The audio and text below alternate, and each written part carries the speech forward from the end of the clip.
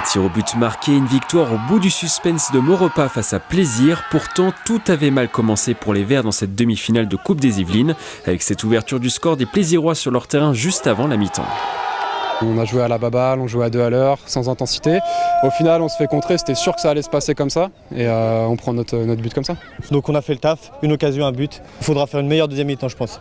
Au retour des vestiaires, les contre-attaques s'enchaînent pour Plaisir après un premier avertissement avec ce tir sur le poteau.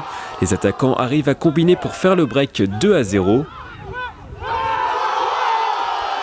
Mal en point, les Maurepasiens réagissent dans la foulée sur coup franc avant d'égaliser dans les dernières secondes pour arracher la séance de tir au but. C'est super dur, ça te met un coup au moral, on se dit 2-0, il reste même pas 2-3 minutes, on se prend 2-1, 2-2. Ah non, ça met un coup au moral, mais voilà.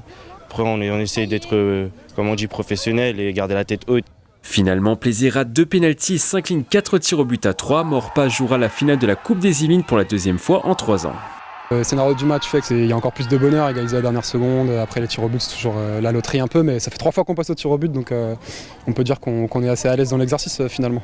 Dans l'autre demi-finale, Guyancourt s'est imposé 5-1 face à Ardricourt. Les deux équipes de D1 de district se rencontreront le 3 juin prochain à Maisons-Laffitte.